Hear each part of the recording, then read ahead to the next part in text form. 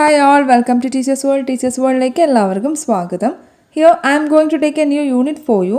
Its name is The Best Investment I Ever Made.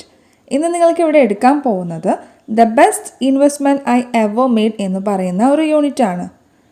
Scottish നോവലിസ്റ്റും അതുപോലെ തന്നെ ഫിസിഷ്യനുമായിട്ടുള്ള A.J. ക്രോണിനാണ് ഇത് എഴുതിയിട്ടുള്ളത്. അദ്ദേഹത്തിൻ്റെ സ്വന്തം ജീവിതാനുഭവം തന്നെയാണ് ഇതിൽ എഴുതിയിട്ടുള്ളത്. അദ്ദേഹം ചെയ്തിട്ടുള്ള ദയാപരമായ ഒരു പ്രവൃത്തി ഒരു മനുഷ്യൻ്റെ ജീവിതത്തെ മാറ്റിമറിച്ച ഒരു സ്റ്റോറിയാണ് ഇതിൽ പറയുന്നത്. Okay, let us start the story. The best investment I ever made. ഞാൻ നടത്തിയ ഏറ്റവും മികച്ച നിക്ഷേപം. On the second day, out from New York, while making the round of the promenade deck, I suddenly became aware that one of the passengers was watching me closely, following me with his gaze every time I passed. ന്യൂയോർക്കിൽ നിന്ന് തിരിച്ചുള്ള രണ്ടാം ദിവസം ഷിപ്പിൻ്റെ വിശാലമായ ഡെക്കിലൂടെ നടക്കുമ്പോൾ here deck means കപ്പലിൻ്റെ മേൽത്തട്ടിനാണ് deck എന്ന് പറയുന്നത് കേട്ടോ. അതിലൂടെ നടക്കുമ്പോൾ യാത്രക്കാരിൽ ഒരാൾ എന്നെ തുറിച്ചു നോക്കുന്നതായി എന്നെ പിന്തുടരുന്നതായിട്ട് എൻ്റെ ശ്രദ്ധയിൽപ്പെട്ടു. ഹിയർ ഗേസ് മീൻസ് തുറിച്ചു നോക്കുക. I wanted to rest to avoid the tedium of casual and importunate shipboard contacts. കപ്പൽ യാത്രകളിൽ സ്ഥിരം ഉണ്ടാവാറുള്ള അനാവശ്യ ചോദ്യങ്ങളിൽ നിന്ന് ഒഴിവാകുവാൻ വേണ്ടി ഞാൻ വിശ്രമിക്കാൻ ആഗ്രഹിച്ചു.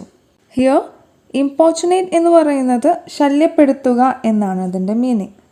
I gave no sign of having noticed the man. ആ മനുഷ്യനെ ശ്രദ്ധിക്കുന്നതായി ഒരു അടയാളം പോലും ഞാൻ കാണിച്ചില്ല. Yet there was nothing importunate about him. എന്നിട്ടും യാതൊരു തരത്തിലുള്ള അനാവശ്യ ചോദ്യങ്ങളും അയാളിൽ നിന്നും ഉണ്ടായില്ല. On the contrary, നേരെ മറിച്ച് he seemed affected by a troubled, rather touching diffidence. ചോദ്യങ്ങൾ ചോദിക്കാനും ആളുകളുമായി ബന്ധം സ്ഥാപിക്കാനുമൊക്കെ ലജ്ജയും ആത്മവിശ്വാസക്കുറവുമുള്ള ആളായിട്ടാണ് അയാളെ കാണപ്പെട്ടത്. ഹിയർ ഡിഫിഡൻസ് മീൻസ് ആത്മവിശ്വാസക്കുറവിനാണ് ഡിഫിഡൻസ് എന്ന് പറയുന്നത്. കോൺഫിഡൻസിൻ്റെ ഓപ്പോസിറ്റ് വേർഡാണ് diffidence. He was in his early 40s. 40കളുടെ തുടക്കത്തിലായിരുന്നു അദ്ദേഹത്തിൻ്റെ പ്രായം. റാദർ ഷോർട്ട് ആൻഡ് ബിൽഡ്, രൂപം കൊണ്ട് ചെറിയവനും, with a fair complexion and clear blue eyes. നീല കണ്ണുകളും നല്ല നിറമുള്ള ശരീരപ്രകൃതവുമായിരുന്നു അദ്ദേഹത്തിൻ്റേത്. ഹിയർ കംപ്ലക്ഷൻ മീൻസ് നിറം അല്ലെങ്കിൽ ശരീരപ്രകൃതി എന്നൊക്കെയാണ് കേട്ടോ അതിൻ്റെ meaning. His thin hair had begun to recede from his forehead. അയാളുടെ നേരിയ മുടി നെറ്റിയിൽ നിന്നും പിറകോട്ട് മാറി തുടങ്ങിയിരുന്നു. ഹിയർ റിസീഡ് മീൻസ് പിന്നോട്ട് പോവുക, പിറകോട്ട് പോവുക എന്നൊക്കെയാണ് അതിൻ്റെ മീനിങ്. എന്ന് പറഞ്ഞാൽ അദ്ദേഹം കഷണ്ടിയായി തുടങ്ങിയിരുന്നു എന്നാണ് ഇവിടെ മീൻ ചെയ്യുന്നത്. His dark suit, sober tie and rimless spectacles gave evidence of a serious and reserved disposition. അദ്ദേഹത്തിൻ്റെ ഇരുണ്ട നിറമുള്ള സ്യൂട്ടും തിളക്കമില്ലാത്ത പ്ലെയിൻ കളറോട് കൂടിയ ടൈയും റിങ്ങുകളില്ലാത്ത കണ്ണടയും അയാളുടെ ഗൗരവം നിറഞ്ഞതും ഒതുക്കമുള്ളതുമായ പ്രകൃതത്തിന് തെളിവായിരുന്നു. At this point the beagle sounded for dinner. ആ സമയത്താണ് ഡിന്നർ കഴിക്കുന്നതിനായി അലാം എന്നോണം ഷിപ്പിൻ്റെ ബീഗിൾ മുഴങ്ങുന്നത്. ഹിയർ ബീഗിൾ മീൻസ് കാഹളം. And I went below. അങ്ങനെ ഞാൻ താഴേക്ക് പോയി. ഓൺ ദ ഫോളോയിങ് ആഫ്റ്റർനൂൺ, അടുത്ത ദിവസം ഉച്ചയ്ക്ക് മുമ്പ്, I again observed my fellow voyager watching me earnestly from his deck chair. ഡെക്കിലെ ചെയറിലിരുന്നു കൊണ്ട് എൻ്റെ സഹയാത്രികൻ എന്നെ തന്നെ വളരെ ആകാംക്ഷയോടെ നോക്കിയിരിക്കുന്നത് ഞാൻ കണ്ടു. ഹിയർ വോയേജർ മീൻസ് സഹയാത്രികൻ അല്ലെങ്കിൽ കപ്പൽ യാത്രക്കാരൻ എന്നൊക്കെയാണ് അതിൻ്റെ meaning. Now A lady was with him, obviously his wife. ഇത്തവണ അദ്ദേഹത്തിൻ്റെ കൂടെ ഒരു സ്ത്രീ കൂടെ ഉണ്ടായിരുന്നു. തീർച്ചയായും അദ്ദേഹത്തിൻ്റെ ഭാര്യയായിരിക്കണം. The situation by this time had begun to intrigue me. ഇത്തവണ ആ സിറ്റുവേഷൻ എന്നിൽ അല്പം താല്പര്യം ജനിപ്പിച്ചു. ഹിയർ ഇൻട്രിഗ് മീൻസ് താല്പര്യം ജനിപ്പിക്കുക. I discovered from my steward that they were Mr. and Mrs. Jonas from a small suburb of London. ലണ്ടനിലെ ഒരു നഗരപ്രദേശത്തിൽ നിന്നും വരുന്ന ജോൺ എന്നയാളും അയാളുടെ ഭാര്യയുമാണ് അതെന്ന് ഞാൻ എൻ്റെ കപ്പൽ ജോലിക്കാരിൽ നിന്നും മനസ്സിലാക്കി. One another day passed without event. അങ്ങനെ വലിയ സംഭവങ്ങളൊന്നും ഇല്ലാതെ ഒരു ദിവസം കൂടി കടന്നുപോയി. I began to feel certain that Mr. S would remain too shy to carry out his obvious desire to approach me. എന്നെ സമീപിക്കാൻ മിസ്റ്റർ എസിന് അല്പം നാണമാണെന്ന് എനിക്ക് മനസ്സിലായി. ഹൗവർ, എന്നിരുന്നാലും, on our final evening at sea Mrs S decided the matter.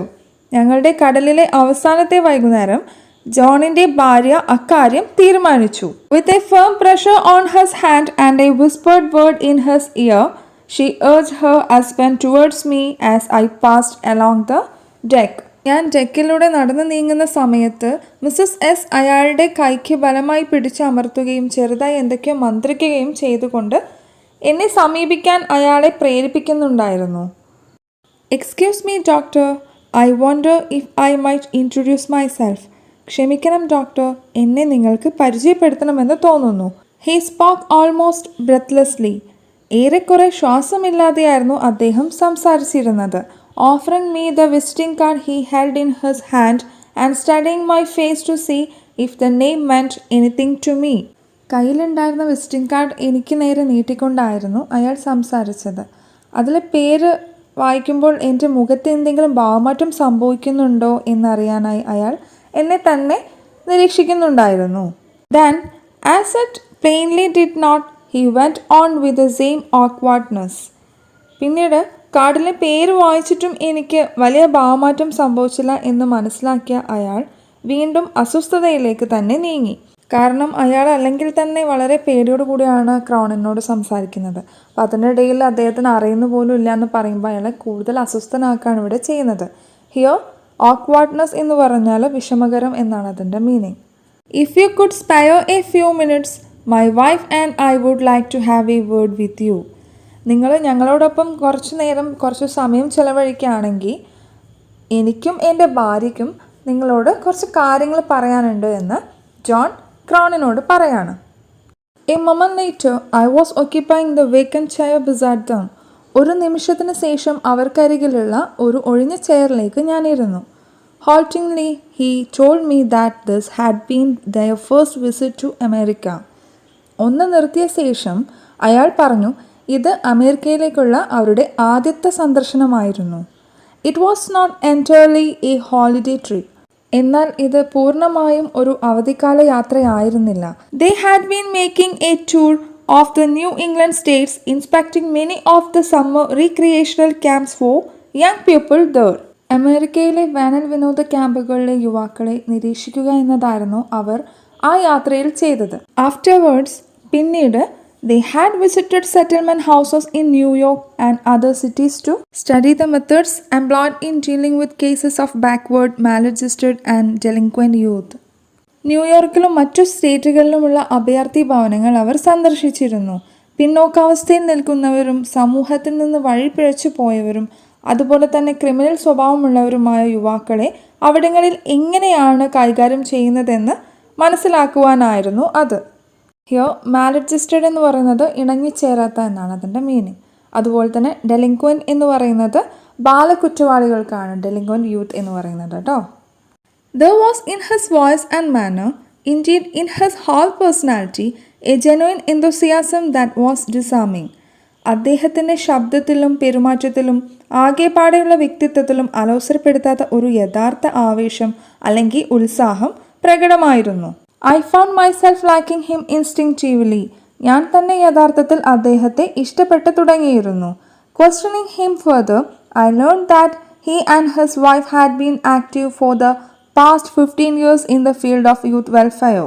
അദ്ദേഹത്തോട് അങ്ങോട്ട് ചോദ്യങ്ങൾ ചോദിച്ചു തുടങ്ങിയപ്പോഴാണ് എനിക്ക് മനസ്സിലായത് അദ്ദേഹവും അദ്ദേഹത്തിൻ്റെ ഭാര്യയും കഴിഞ്ഞ 15 വർഷമായി യുവാക്കളുടെ ക്ഷേമത്തിൻ്റെ മേഖലയിൽ work ചെയ്യുന്നവരാണെന്ന്. He was by profession a solicitor, but in addition to his practice at the courts, found time to act as director of a charitable organization devoted to the care of boys and girls, mostly from city slums who had fallen under the ban of the law. അദ്ദേഹം തൊഴിൽപരമായി ഒരു lawyer അല്ലെങ്കിൽ വക്കീലായിരുന്നു. എന്നാൽ കോടതിയിലെ തൻ്റെ തൊഴിലിനു പുറമെ നിയമത്തിനു മുന്നിൽ കുറ്റവാളികളായി മാറുന്ന കൂടുതലും ചേരി പ്രദേശങ്ങളിൽ നിന്നുള്ള ആൺകുട്ടികളെയും പെൺകുട്ടികളെയും സംരക്ഷിക്കുന്ന ഒരു ചാരിറ്റബിൾ സംഘടനയുടെ ഡയറക്ടറായി സേവനം ചെയ്യാനും അദ്ദേഹം സമയം കണ്ടെത്തിയിരുന്നു. As he spoke with real feeling, വളരെ ഫീലിങ്ങോട് കൂടി അവർ സംസാരിച്ചുകൊണ്ടിരിക്കുമ്പോൾ I got a vivid picture of the work these two people were doing.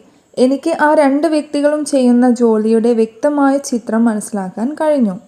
I learned how they took derelict adolescents from the juvenile courts and placing them in a healthy environment, healed them in mind and body and sent them back into the world. Juvenile കോടതിയിൽ നിന്നും മോചിപ്പിക്കുന്ന മോശം സ്വഭാവത്തോടു കൂടിയ കൗമാരക്കാരെ ആരോഗ്യപരമായ ഒരു ചുറ്റുപാടിൽ താമസിപ്പിച്ച് അവർക്ക് ശാരീരികവും മാനസികവുമായ സൗഖ്യം നൽകിയ ശേഷം ഈ ലോകത്തേക്ക് തന്നെ സ്വതന്ത്രരാക്കുക എന്ന പ്രവൃത്തി അവർ എങ്ങനെ ചെയ്യുന്നുവെന്ന് ഞാൻ മനസ്സിലാക്കി. They were given training in a useful handicraft which made them fit to take their places as worthy members of the community. കുറ്റവാസനയുള്ള യുവാക്കളെ കൊണ്ടുവന്ന് സംരക്ഷിച്ച് അവർക്ക് ശാരീരികവും മാനസികവുമായ ആരോഗ്യം നൽകിയ ശേഷം അവരെ തിരിച്ചയക്കുക എന്നത് മാത്രമായിരുന്നില്ല ജോണും ഭാര്യയും ചെയ്തിരുന്നത്. മറിച്ച് അവർക്ക് ഏതെങ്കിലും ഒരു കൈത്തൊഴിൽ പരിശീലനം നൽകിയ ശേഷം സമൂഹത്തിലെ മൂല്യമുള്ള അംഗങ്ങളായി ജീവിക്കുവാനുള്ള അവസരവും അവർ നൽകിയിരുന്നു. It was a work of redemption that stirred the heart. എൻ്റെ ഹൃദയത്തെ ഇളക്കി മറിച്ച ഒരു മോക്ഷമുള്ള ഒരു പ്രവൃത്തിയായിരുന്നു അത്. And I asked what had directed his life in to this channel. ഞാൻ ചോദിച്ചു, ഈ ഒരു മേഖലയിലേക്ക് തിരിയുവാൻ എന്താണ് നിങ്ങൾക്ക് പ്രചോദനമായത്? Here channel has another meaning. ഇവിടെ നമുക്ക് ചാനലിന് മറ്റൊരു മീനിങ് ആണ് കേട്ടോ ഉള്ളത്.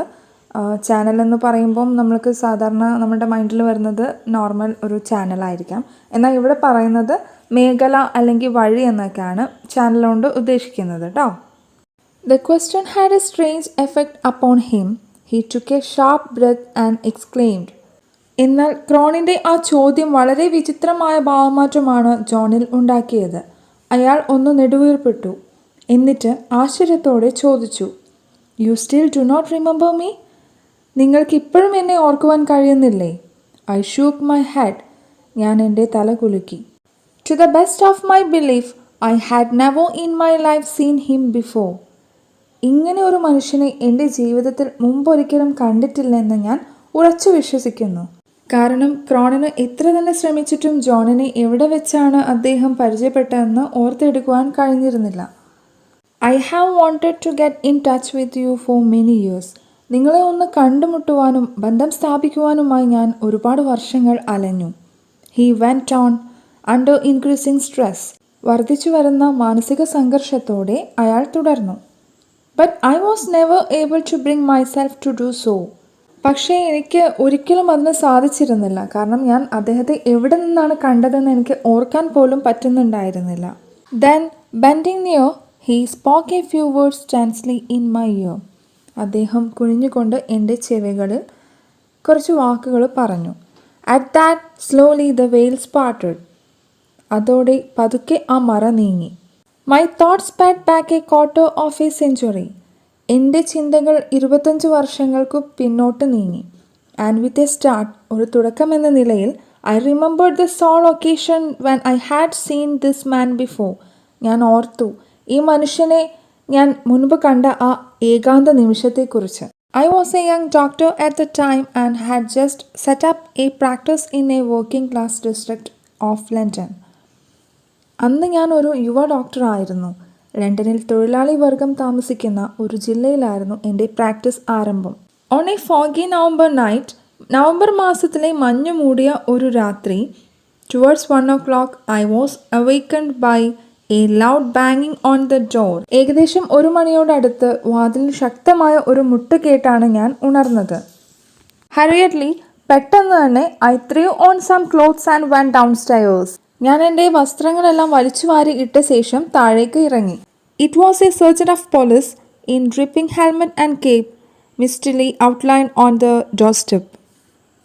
അതൊരു പോലീസ് ഉദ്യോഗസ്ഥനായിരുന്നു. അദ്ദേഹം ഹെൽമെറ്റും ഒരു ജാക്കറ്റും ധരിച്ചിട്ടുണ്ടായിരുന്നു. വാതിൽപ്പടിയിൽ അവ്യക്തമായ ഒരു രൂപം പോലെ നിൽക്കുന്നുണ്ടായിരുന്നു അദ്ദേഹം. A suicide case, he told me abruptly. In the lodgings around the corner I had better come at once.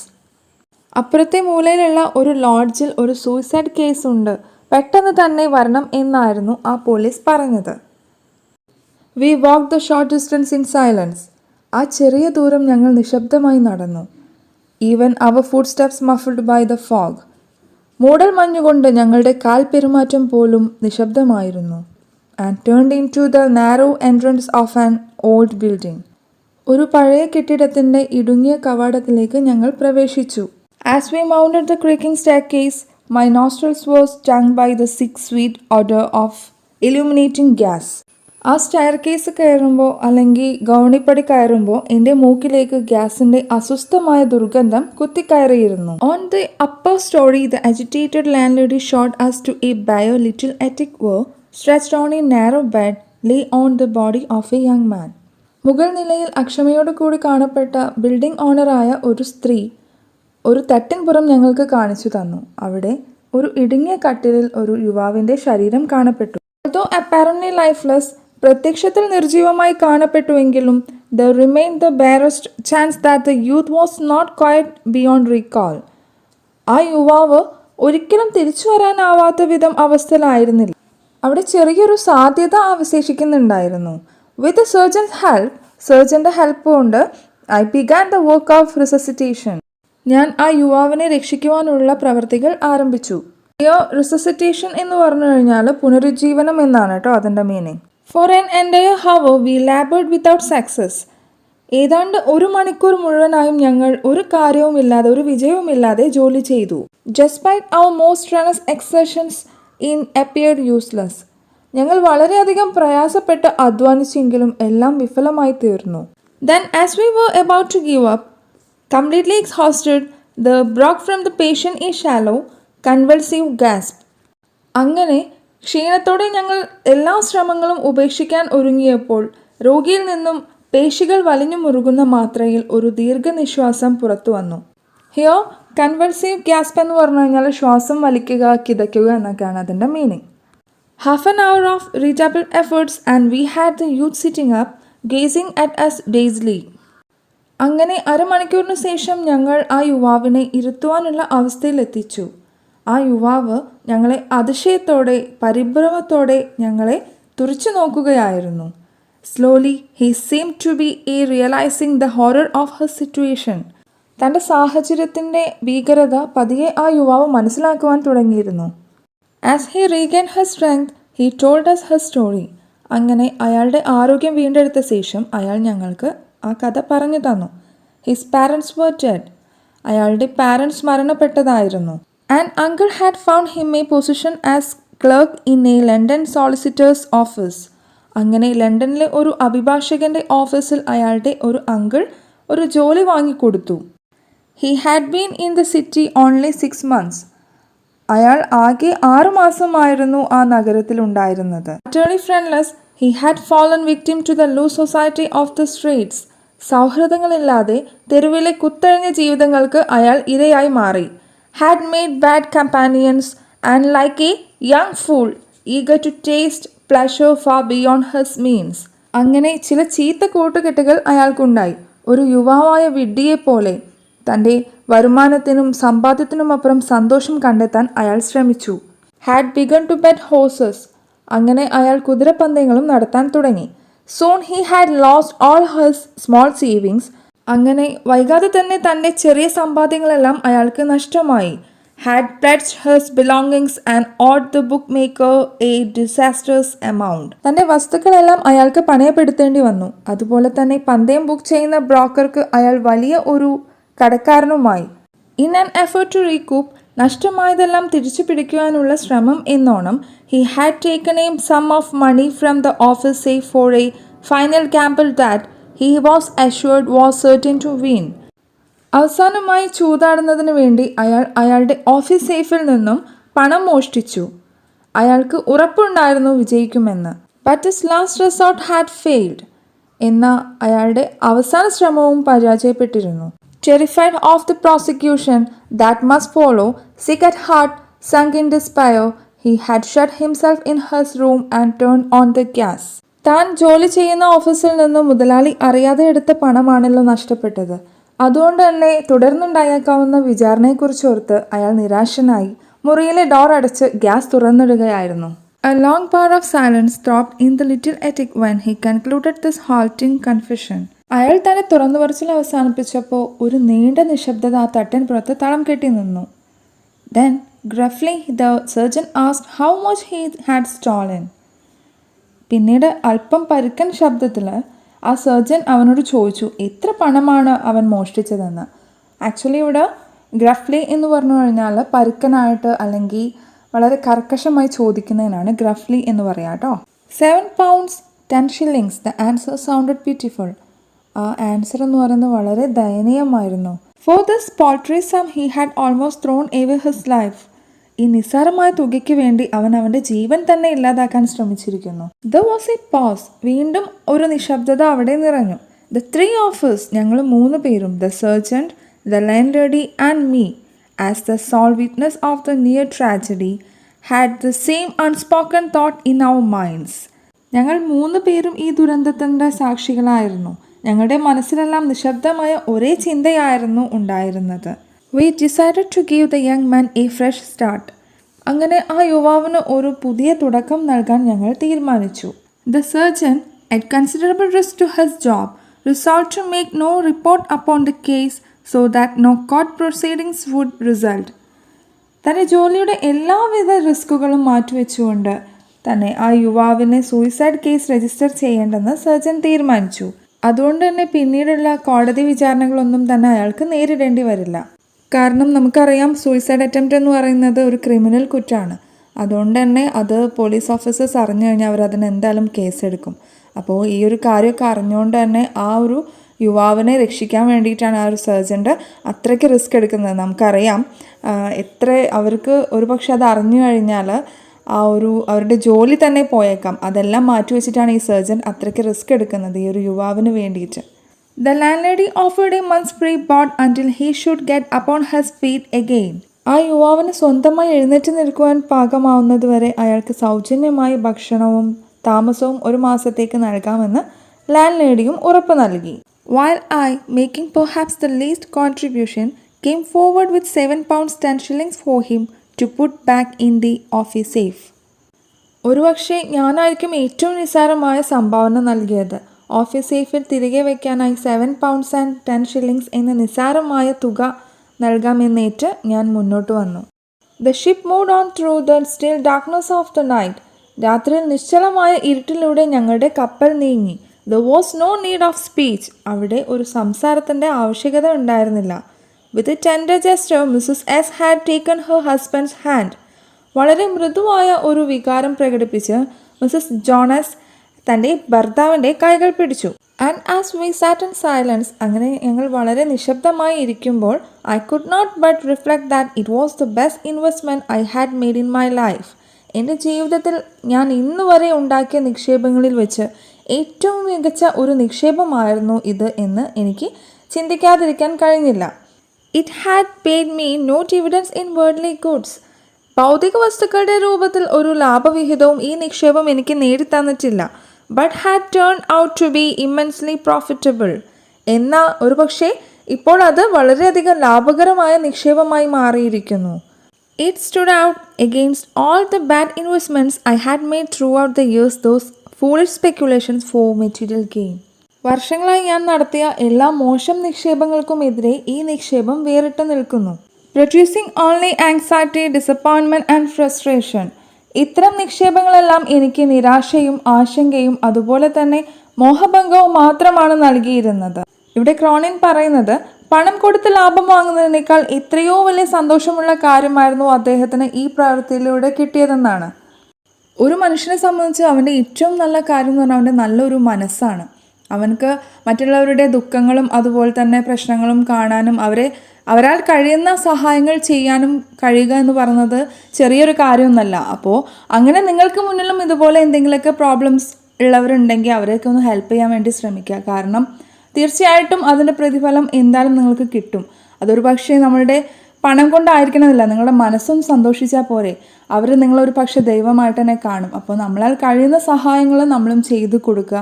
അങ്ങനത്തെ ഒരു സ്റ്റോറിയാണ് ഇവിടെ പറഞ്ഞിട്ടുള്ളത്. അപ്പോൾ ക്രോണിൻ എന്ന് പറയുന്ന ഈ ഒരു എഴുത്തുകാരനും ജീവിതത്തിൽ ഏറ്റവും കൂടുതൽ ഒരു ഇൻവെസ്റ്റ്മെൻ്റ് ആയിട്ട് തോന്നിയിട്ടുള്ളത് ഇങ്ങനെ ഒരു പ്രവൃത്തിയാണ്.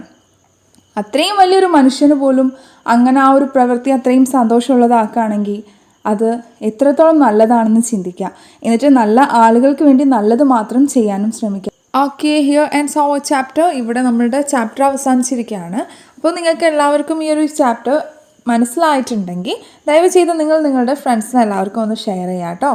ഓക്കെ, അപ്പോൾ നീ അടുത്തൊരു ചാപ്റ്ററുമായിട്ട് വരുന്നത് വരെ നിങ്ങൾക്ക് എല്ലാവർക്കും നല്ലൊരു ദിവസം ആശംസിക്കുകയാണ്. Okay, by.